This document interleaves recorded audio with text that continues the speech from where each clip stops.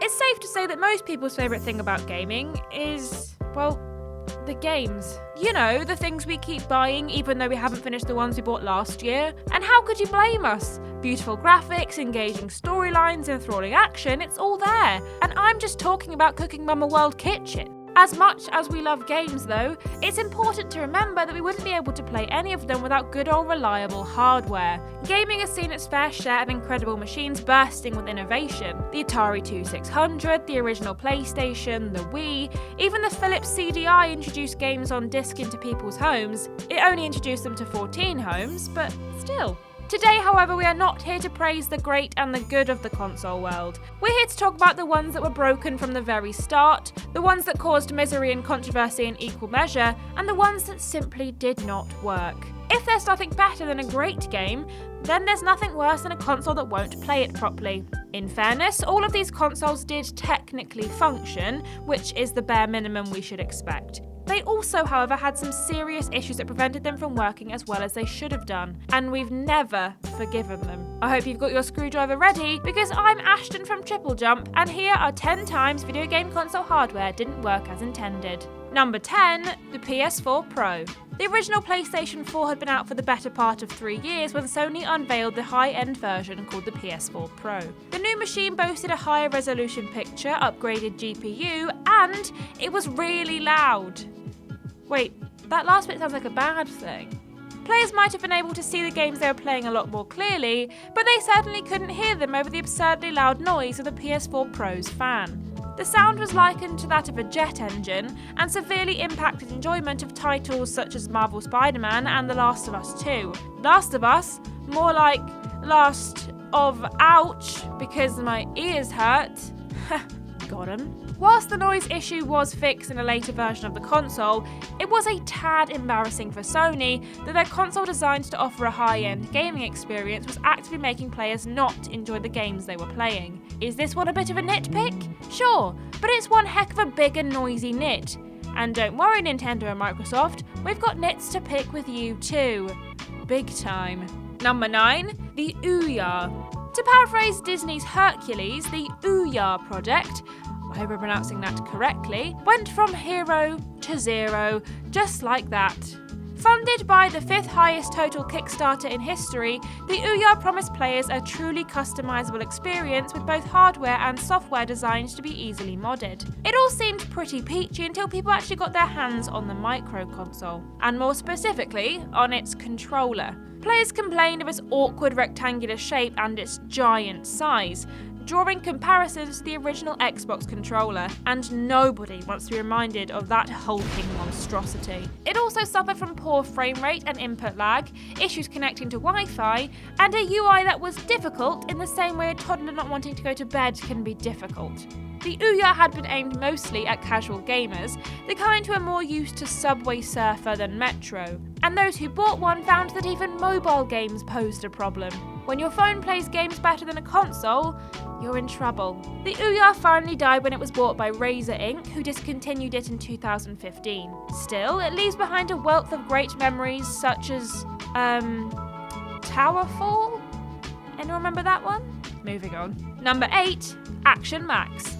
Developed by Worlds of Wonder, which is about as misleading as calling McDonald's a health food restaurant, the Action Max was a little grey box, a light gun, and, well, that was about all it was, really. Released in 1987, the quote-unquote console wasn't able to display graphics and instead relied on VHS tapes to supply its visuals. That's right, 2 years after the release of the NES, this hunk of junk was using VHS tapes to play games. It may as well have weaved the graphics into a tapestry. The Action Max's players, could play through a whopping 5 different titles, which were all essentially the same. You pointed the light gun at the sensor when the VHS told you to. That was literally it.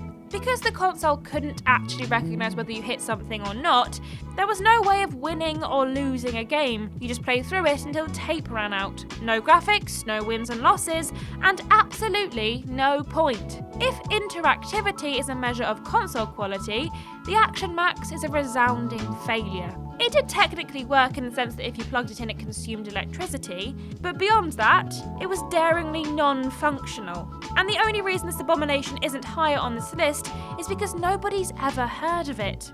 Number 7. OnLive Game System. Cloud gaming is often touted as the future of the industry, the Spotify and Netflix of the gaming world. Whilst no one has perfected it yet, there are numerous cloud gaming services and businesses, and they're fine. One of those services is not OnLive, which launched in 2012. OnLive promised players the chance to stream games to PCs, smartphones, and a dedicated home console called the OnLive Game System, or the OLGS for short.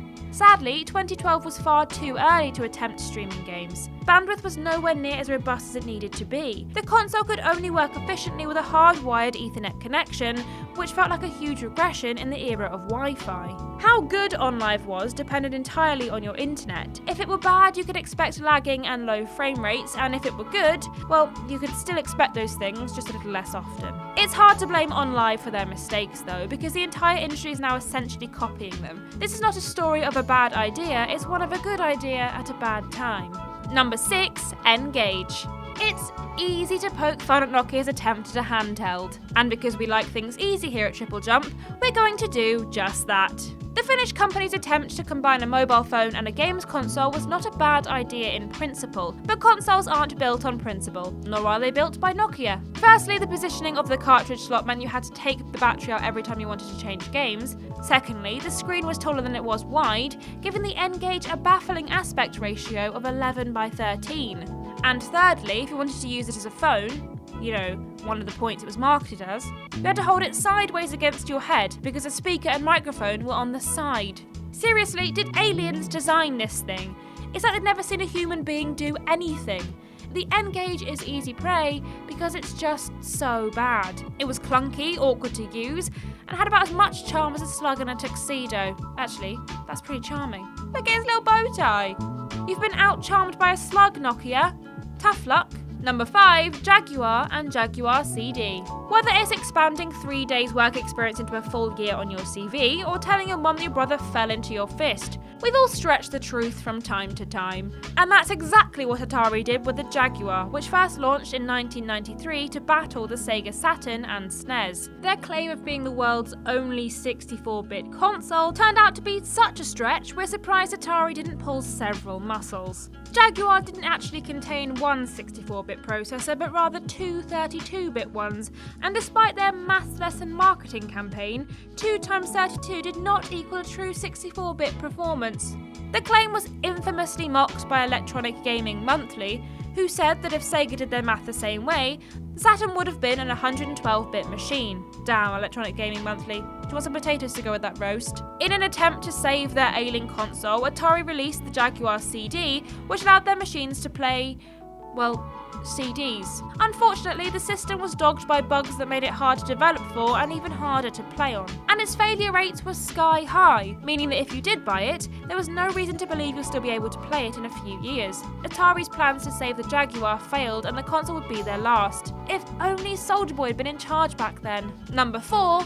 The Virtual Boy. Whilst OnLive was a few years ahead of the curve, Nintendo's infamous Virtual Boy headset was released more than a decade before VR became a serious topic. The much maligned console projected a stereoscopic 3D image using a phenomenon known as parallax. Don't ask me to explain what that is, I could barely spell it. The Virtual Boy was doomed from the start, as it was rushed to market when Nintendo switched focus to developing the N64, and the console was basically unfinished by the time it hit shelves. This led to a wave of complaints from consumers about everything from the console and headset being clunky, to the searing red display, to the fact that the 3D was less likely to immerse you in a game, and more likely to immerse you in motion sickness. All of that, and the fact that Nintendo's new portable system wasn't portable at all, and needed to be supported by a stand, led to a failure on all counts. Thankfully, the Virtual Boy's painful existence was cut short when it was discontinued just a year after its release. It remains Nintendo's worst-selling standalone console and the butt of many jokes in the video gaming world. But surely its ambition has to count for something, right? No, it doesn't. It was terrible. Number 3. The Nintendo Switch. Hold your beautifully rendered Breath of the Wild horses, you lot. Let me explain. The Nintendo Switch blew everyone away when it made its market debut in 2017. Its genius combination of handheld portability and console-level power made it an instant hit with casual players and hardcore gamers alike. Hell, we ranked it high on our best consoles of all time list on this very channel. So why are we taking it to task here? One word. Joy-Cons. Actually, is that one word? Is it a word at all? It doesn't matter. Joy-Con drift is a widespread issue with the Switch, with the analog stick on the controller deciding to go into business for itself and register an input where there hasn't been one. The issue has caused untold misery for Switch players and their bank balances as they keep forking out for new controllers. It even landed Nintendo in hot water when the company was taken to court by one of its customers over the issue. The worst part is that nobody officially knows what causes it. Some blame the issue on dust getting into the controller, and others think the worn-down contacts are to blame. Whatever it is, it's bloody annoying and a blight on what should have been Nintendo's crowning achievement. Number 2, the Kinect. Much like the Virtual Boy 15 years before it, the Kinect is another go-to punchline for video game fans, and with good reason. First released in 2010, the Kinect was seen as Xbox's answer to Nintendo's Wiimote and Sony's PlayStation Move. If the question were, can Microsoft make something that's not as good as those other two things? The motion sensing technology was praised by some critics upon launch, but as we found out for ourselves, it wasn't always, shall we say, cooperative. Things only got worse when Microsoft made the baffling decision to make the new Kinect 2 a mandatory part of the Xbox One. Players ran into multiple issues with the device, from poor voice recognition to genuine cybersecurity concerns, until Microsoft backtracked on this decision prior to the console's launch. Awkward, unpleasant, and a general pain in the arse, the Kinect was a total washout. It's also Xbox's greatest ever technical failure. Well, second greatest. And number 1, the Xbox 360. The Xbox 360 was a great machine. It made online gaming more accessible, it was home to many legendary games, and it's still regarded with a great deal of fondness by many of those who owned it. That is, unless they ended up staring at this. The red ring of death. The 4 most terrifying words in any Xbox owner's vocabulary. Thermal stress inside the machine caused massive hardware failures on a widespread scale, leaving many players staring furiously at 3 red lights as the faint sound of laughing could be heard from every single PlayStation owner in the neighbourhood. Microsoft has never revealed the official statistics of just how bad the problem was, but one survey in 2008 found that 1 in 6 Xboxes suffered a failure when tested. The red ring of death became synonymous with the console, with Microsoft even selling a poster of it in 2021. Seems a bit insensitive when you think about it. If the Xbox 360 weren't as iconic as it is, it's hard to imagine anyone putting up with such a horrendous technical fault. Still, at least this was the only issue with the console. Wait, what's that about disc scratching? Oh, for goodness sake, if we go into that now, we'll be here forever. You can look that one up yourself. I've had enough failure for one day.